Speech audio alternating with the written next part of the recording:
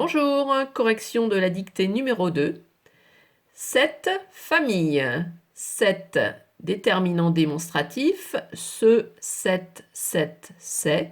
Famille, c'est du féminin, donc 7, CE, 2TE. Cette famille aux habitudes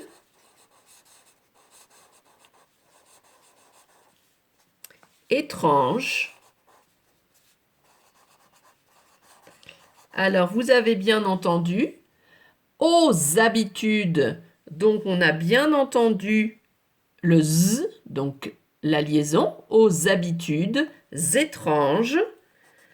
On a aussi la liaison étrange, donc la lecture nous donne des indices. Habitait au bord,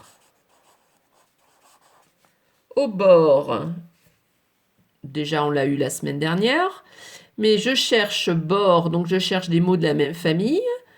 Border, bordure, donc j'entends le D. Au bord, il y a un D. Au bord de la rivière. Point. Alors, si je commence par l'analyse de cette phrase, je commence toujours par chercher les adjectifs. Donc, je pose la question, comment est-il, comment est-elle? Réponse, il est ou elle est étrange. Qui est étrange? Les habitudes sont étranges. J'analyse habitude. Habitude, c'est du féminin et c'est du pluriel. Donc, le nom détermine la terminaison de l'adjectif. Étrange, j'ai bien le E, j'ai bien le S. Arrivé là, je cherche le verbe. Que fait-elle? Elle habitait. Je cherche le sujet. Qui habitait? Cette famille aux habitudes étranges habitait. C'est donc le sujet. Le noyau principal, c'est cette famille. C'est donc elle au singulier. Et elle au singulier va me déterminer la terminaison du verbe. Donc, elle, j'ai reconnu que c'était de l'imparfait, elle au singulier, donne la terminaison a été. C'est tout ce que j'ai à faire sur cette phrase. Je continue. Tous les matins. Donc, je débute une phrase par une majuscule. Tous les. Ah, les, c'est un petit mot qui m'indique un pluriel. Je mets donc une flèche vers le haut et je vais à matin pour lui mettre un S. Tous les matins, virgule, le père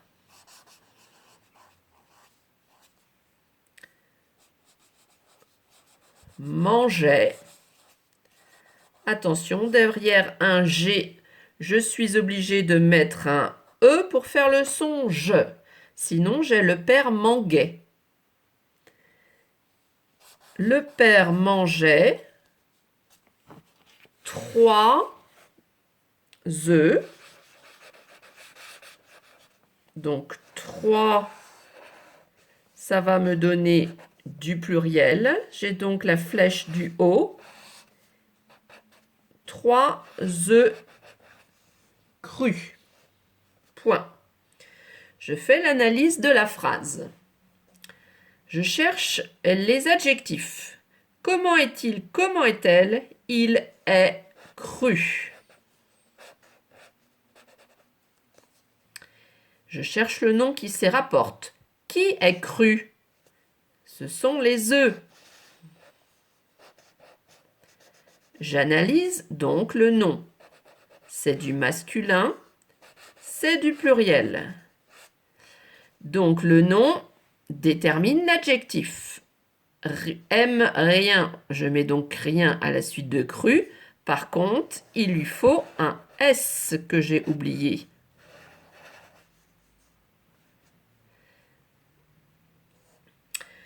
Ensuite, je cherche le verbe. Que fait-il? Que fait-elle? Il mangeait. Qui mangeait? Le père.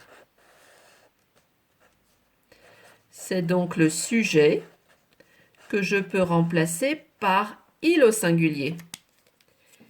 Il au singulier, ça donne la terminaison AIT à l'imparfait. Mon analyse est terminée pour cette phrase. Juste une précision, tous les matins, c'est donc TOUS puisqu'on a du pluriel. Quand on a du singulier, c'est TOUT, mais pour du pluriel, TOUS. Je continue. Leurs enfants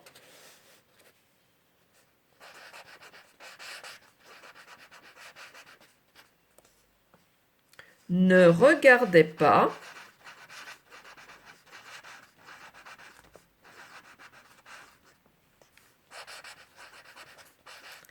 la télé. Ils préféraient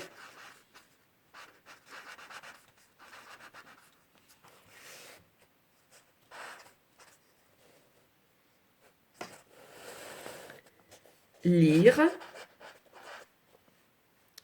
des contes. Ah, j'ai des. Ça va donc m'indiquer un pluriel.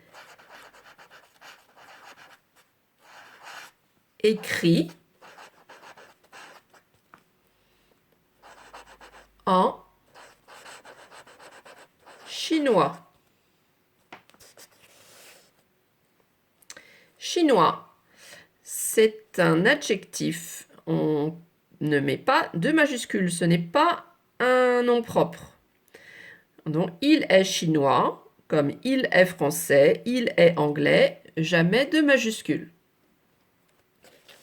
Leurs enfants, on a bien entendu la liaison avec enfants, leurs enfants. Donc on est bien sûr du pluriel. Je recherche les adjectifs. Comment est-il? Comment est-elle? Il est écrit. Qui est écrit? Les contes. Je fais donc l'analyse. C'est du masculin, c'est du pluriel. Donc, je dois mettre un S à écrit. Écrit, on peut aussi chercher à terminaison. Écriture, j'entends le T. Donc, écrit, un T et un S. Je cherche ensuite les verbes. Que font-ils? Que font-elles? Ils regardaient. Ils préféraient. Qui regardait? Eh bien, leurs enfants regardaient. C'est donc le sujet que je peux remplacer par il au pluriel. Il au pluriel donne la terminaison AI, ENT. Qui préférait? C'est il. Il donne la terminaison AI, ENT au verbe. Voilà pour la dictée. À bientôt.